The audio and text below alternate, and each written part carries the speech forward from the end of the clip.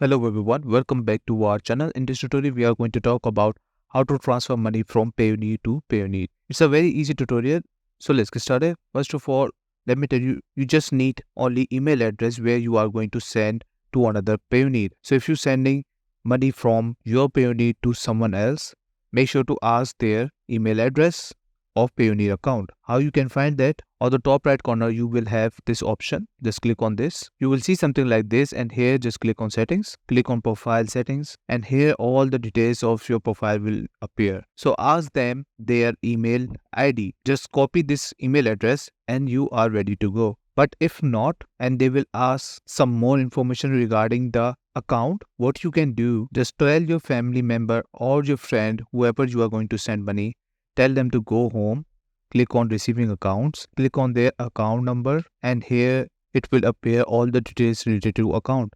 Once you copy all these stuff, what you can do, go to pay in your account because you are going to send money, right? Click on that and you can see we have an option for pay to our recipient Payoneer account. Here you can easily add those account detail if they are asking account details or that email, and after that just enter the amount and click on continue.